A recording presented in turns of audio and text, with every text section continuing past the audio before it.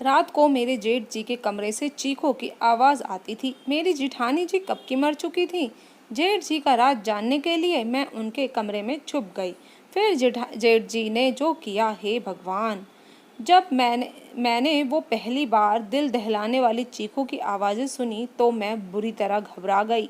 मैं गहरी नींद से हड़बड़ा कर उठ गई। चीखने चिल्लाने की आवाज़ पूरी हवेली में गूंज रही थी। उस समय बहुत सन्नाटा था। मेरे कमरे में चारों तरफ अंधेरा था। मैंने जैसे तैसे टटोलते हुए अपने कमरे की टेबल लैंप को जलाया। मैंने घड़ी की तरफ देखा तो रात के 1 बज रहे थे। मैं हैरान थी कि मेरी बगल में अनुराग गहरी नींद में सो रहे हैं। इतने शोर में उन्हें कैसे नींद आ सकती है। मैं कल ही तो अनुराग की पत्नी बनकर इस घर में आई हूँ। मेरी शादी बहुत ही धूमधाम से अनुराग के साथ हुई है। मैं बहुत अमीर खानदान की बहू बनी थी और मैं खुद भी बहुत अमीर घर की बेटी हूँ। मेरे सास ससुर कब के मर चुके थे। मेरे जेठ जी बहुत ही अच्छे स्वभाव के थे। मैंने अनुराग से लव मैरिज की थी। हम दोनों ने ही अमीर खानदान से थे तो हमारी शादी में कोई दिक्कत भी नहीं आई और हमारी शादी हो गई। शादी की पहली रात ही किसी लड़की के चीखने की आवाज़ आ रही थी, जैसे वो किसी को अपनी मदद के लिए पुकार रही हो। पहले तो मैंने सोचा कि जाकर देखूं किसकी आवाज़ है, कौन है जो इस तरह से मदद के लिए चीख चिल्ला रहा है। लेकिन फिर मैं क्या करती। मैं अभी 1 दिन की दुल्हन जो थी, अभी अभी आई थी, कैसे मुंह उठाकर बाहर चली जा सकती थी। ये चीखें आधे घंटे तक ऐसे ही रहीं, फिर एकदम से बंद हो गईं और हवेली में सन्नाटा सा छा गया। लेकिन मैं अनुराग की गहरी नींद देखकर हैरान थी कि इतनी शोर में कोई आराम से कैसे सो सकता है। इतनी आवाज़ आने के बाद भी इन्हें कुछ पता क्यों नहीं चल रहा।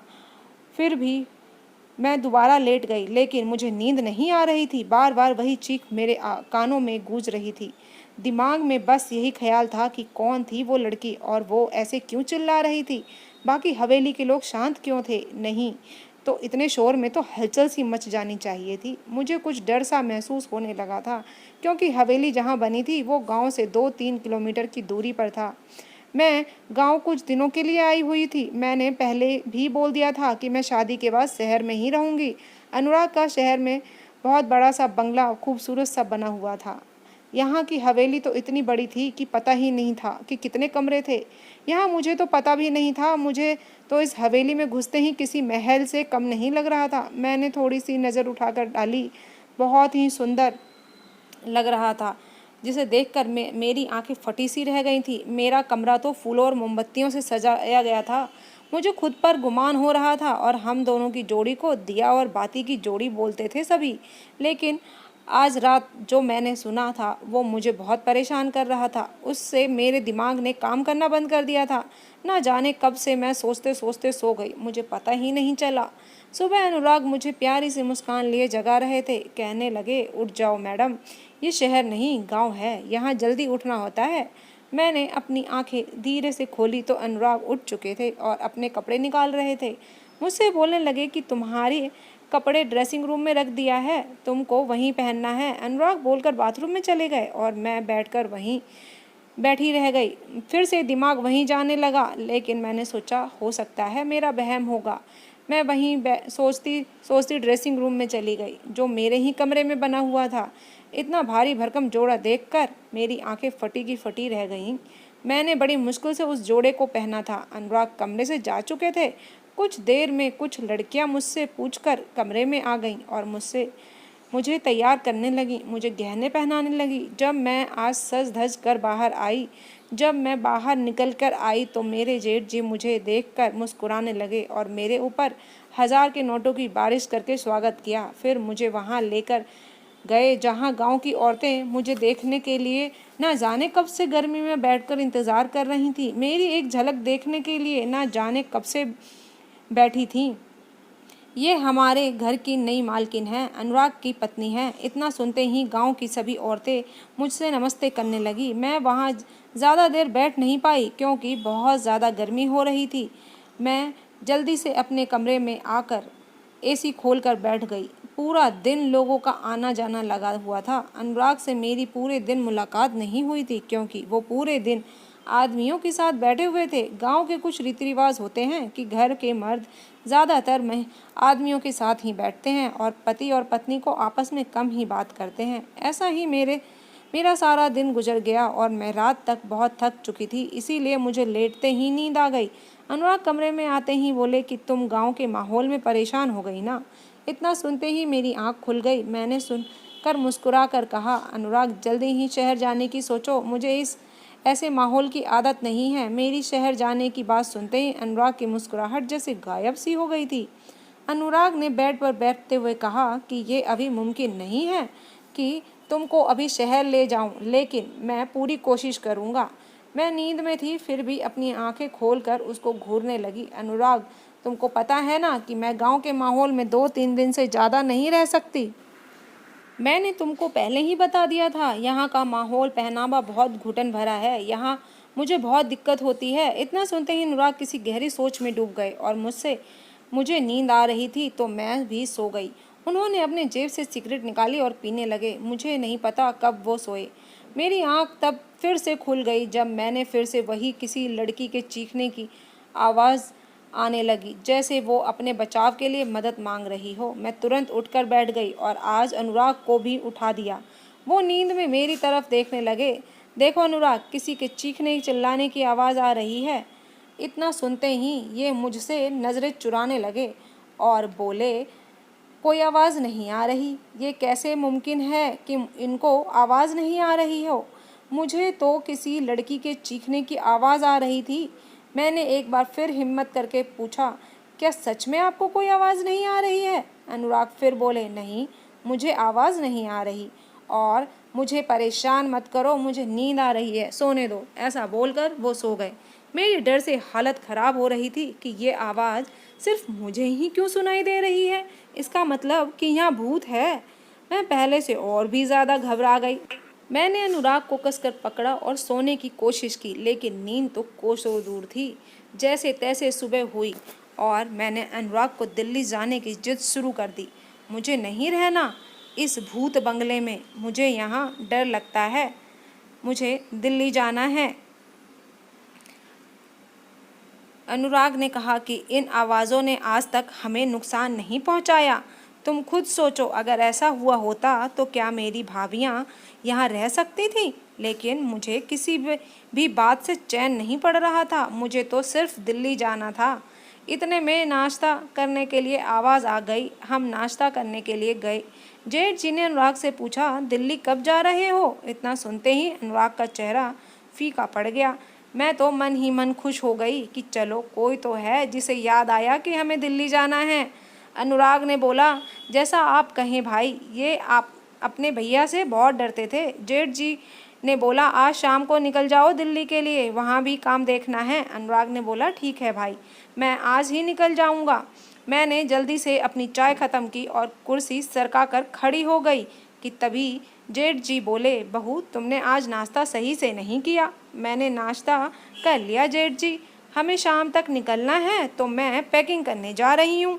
2 लोगों का सामान है तो समय लगेगा सामान पैक करने में। कि तभी जेठ जी बोलते हैं, अनुराग तुमने बहू को बताया नहीं कि बहू अब यहीं रहेगी, सिर्फ तुम दिल्ली जाओगे? अनुराग बोला, भाई मैं भूल गया था। मैंने जैसे ही ये बात सुनी, मैंने आश्चर्य से अनुराग की तरफ देखा। मेरा दिल बहुत घबरा रहा था कि तभी जेठ जी बोले, बेटा अब तुम यहीं रहोगी, तुम हमारी इज्जत हो, हमारे घर की औरतें हवेली से बाहर नहीं जाती, तुम यहीं रहोगी। और ये सुनते ही मैं दंग रह गई कि अनुराग ने ये बात पहले क्यों नहीं बताई। मैं बहुत गुस्सा थी और मैं गुस्से की वजह से वहाँ से उठकर अपने कमरे में चली आई, क्योंकि मुझसे झूठ बोला गया था। मैं कमरे में जाकर रो रही थी। पीछे से अनुराग कमरे में आए और मैंने साफ साफ बोल दिया, मुझे नहीं रहना यहाँ, मुझे यहाँ डर लगता है और आपके बिना तो बिल्कुल भी नहीं रहूँगी मैं यहाँ। अनुराग ने बहुत ही प्यार से बोले, तुम कुछ दिन यहाँ रहो, यहीं की औरतों की तरह, यहाँ के तौर तरीक़ों से। मैं कुछ महीने में तुमको यहाँ से लेकर जाऊँगा और आता भी रहूँगा बीच बीच में। इस कमरे में अकेले नहीं सो सकती हूँ मैं, मुझे यहाँ आवाज़ आती है जिससे मेरा दिल बहुत घबराता है। अनुराग बोले, ये आवाज़ तुम्हारा कुछ नहीं बिगाड़ेगी, मैं वादा करता हूँ तुमसे। बस तुम अपने कमरे से बाहर मत जाना, अपने कमरे का लॉक लगा कर रखना।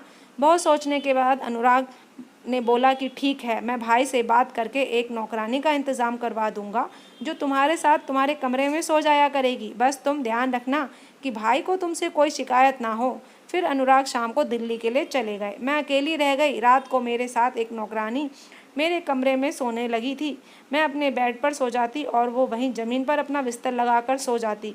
रोज़ वही चीखने की आवाज़ मेरी नींद उड़ा देती। मैंने कितनी बार ध्यान दिया कि मेरी नौकरानी भी करवटें बदलती रहती है जब वो आवाज़ आनी शुरू होती है। मैंने कितनी बार पूछने की कोशिश की, लेकिन वो ना में सर हिला देती और बोलती कि मैंने नहीं सुना कुछ भी, कोई आवाज़। लेकिन उसके बाद चेहरे का रंग उड़ जाता था। उससे उससे मुझे अंदाज़ा हो चुका था कि वो भी कुछ जानती है। मैंने उससे बोला कि मैं जानती हूँ तुम कुछ जानती हो इस आवाज़ के बारे में। ये बात सुनते ही वो मेरे पैरों में गिर गई और हाथ जोड़ने लगी। इस बारे में किसी से बात ना करें, नहीं तो अनर्थ हो जाएगा। नौकरानी की ये बात सुनकर मेरी उत्सुकता और जाग गई कि इसके पीछे की वजह तो पता करना ही पड़ेगा कि वजह क्या है। मैंने फिर से रात को चीख की आवाज़ सुनी और उसके बारे में पता करने की ठान ली कि मैं इसकी सच्चाई जान कर रहूँगी। मुझे ये तो यकीन हो चुका था कि ये मामला भूत का तो नहीं है। आज जब रात को आवाज़ आनी शुरू हुई तो मैं उठकर खड़ी हुई और दबे पांव बाहर निकली और मैंने ध्यान से सुना तो ये आवाज़ ऊपर के कमरे से आ रही थी। मैं धीरे धीरे ऊपर की तरफ जाना शुरू किया जहाँ से आवाज़ आ रही थी। मैंने देखा ये आवाज़ जिस कमरे से आ रही है वो कमरा तो जेठ जी का है। मेरा दिमाग जब घूम गया ये देखकर, क्योंकि जेठ जी की पत्नी भी नहीं थी और उन्होंने दूसरी शादी भी नहीं की थी। फिर यह आवाज़ क्यों आ रही थी? मैं अपनी कमरे की तरफ तेजी से बढ़ी और आकर अपने कमरे में लॉक कर लिया। मेरा दिल बहुत तेजी से धड़क रहा था। पहले खुद को शांत किया। मैं कभी सोच भी नहीं सकती थी कि मेरे जेठ जी ऐसा इंसान निकलेंगे। दुनिया के सामने कितने अच्छे बनते हैं और घर में ऐसी आवाज़ आना है। मैं अपने जेठ जी की बहुत इज्जत करती थी। मैंने कभी सोचा भी नहीं था। सोचते सोचते मेरी आंखों में आंसू बहने लगे। मैं अपने बेड पर बैठकर रोने लगी। मेरे जेठ जी और उन औरतों के साथ। नहीं नहीं, ये कैसे हो सकता है? गांव वाले तो इनकी कितनी इज्जत करते हैं। फिर ये सब क्या था?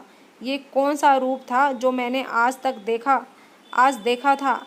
मेरी पूरी रात यही सोचते हुए निकली थी, क्योंकि मैं उनके बारे में कभी ऐसा सोच भी नहीं सकती थी।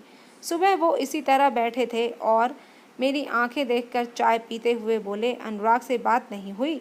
तो अपनी आंखें सुझा ली मेरी बहू ने तो रो रो कर। उनकी बात का कोई जवाब नहीं दिया मैंने। वो तो मुस्कुराकर खुद ही बोल पड़े, अनुराग बिजी होगा इसीलिए कॉल नहीं किया होगा। मैंने उनकी बात का कोई जवाब नहीं दिया। आज तो उनकी शक्ल देखने का भी दिल नहीं कर रहा था। कैसा इंसान है, दिन में रहम और नेक इंसान बना फिरता है और रात को वो सब। ये सोचकर ही मेरा शरीर कांपने लगा था। मैंने अपने दिमाग में ये सोच लिया था कि इनका पर्दाफाश करके रहूँगी, लेकिन मैंने खुद को बहुत बड़ी मुसीबत में डाल लिया था। जब मैंने दोबारा ये आवाज़ सुनी तो मैंने दोबारा से उस कमरे की तरफ जाने की हिम्मत की और हॉल की खिड़की से देखा कि एक लड़की है जो अपनी इज्जत की भीख मांग रही है, लेकिन जेठ जी उसकी एक नहीं सुन रहे। अब तो ये पूरा पक्का हो चुका था कि ये कैसी आवाज़ थी। मैंने जैसे तैसे रात काटी और अगली सुबह अनुराग को कॉल किया। तुमने मुझसे झूठ क्यों बोला कि हवेली में भूत है, जबकि यहाँ तो तुम्हारा भाई ना जाने क्या क्या करता है? मुझे नहीं पता मैंने क्या क्या सुना दिया। फिर अनुराग ने बोला, तुम कुछ मत बोलना, तुम नहीं जानती भैया को, वो बहुत खतरनाक इंसान है, तुमको नुकसान पहुंचा सकते हैं, तुम दूर रहो इन सब चीज़ों से। इतना सुनते ही मैं बहुत हैरान थी कि अनुराग को सब कुछ पता है फिर भी चुप कैसे है। इसका मतलब ये भी साथ में मिले हुए हैं। लेकिन मैं गलत होता हुआ देखकर चुप नहीं बैठ सकती थी। गांव और हवेली में ऐसा कोई इंसान नहीं था जो जेठ जी के खिलाफ मुंह खोल सके। मैंने ठान लिया कि अब मुझे सबूत इकट्ठा करना है। इसीलिए मैंने रात को सोने से पहले ही तबीयत खराब होने का बहाना करके अपने कमरे में बंद हो गई और दिमाग लगाने लगी कि क्या करूं। मुझे जेठ जी के आने का समय पता था और मैंने अपने कमरे से बाहर निकलने का रास्ता ढूंढा। मुझे खिड़की से निकलने का रास्ता मिल गया और मैं घर के पीछे वाले रास्ते से जेठ जी के कमरे में जाने का रास्ता ढूंढने लगी। बहुत देर तक ढूंढने के बाद एक रास्ता मिला जो कि खिड़कियों और छत के पाइप के सहारे से उनके कमरे में पहुंचता था। मैं उसी के सहारे से उनके कमरे में पहुंची और खिड़की के पास ही चुप खड़ी हुई गई। उस कमरे को फूलों और मोमबत्तियों से सजाया गया था। रात के 1 बजे और जेठ जी कमरे में आए। नौकर ने एक शराब की बोतल और बाकी सामान लाकर रख दिया। जेठ जी आकर बैठ गए। तभी एक लड़की को उस कमरे में लाया गया जो कि बहुत ही मासूम थी।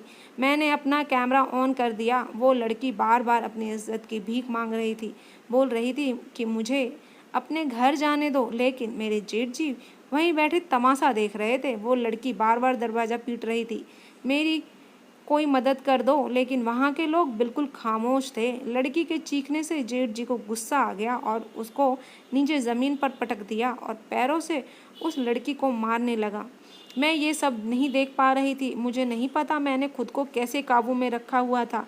वो लड़की दर्द से बिलबिला रही थी।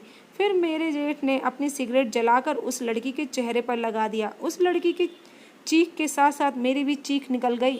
मेरे जेठ तुरंत वहाँ से हटे क्योंकि वो समझ गए थे कि उस लड़की के अलावा भी कोई उस कमरे में है। मैंने जल्दी से उस कमरे से बाहर निकली, लेकिन मेरे जेठ ने मुझे देख लिया था क्योंकि मैं कोई जासूस तो थी नहीं।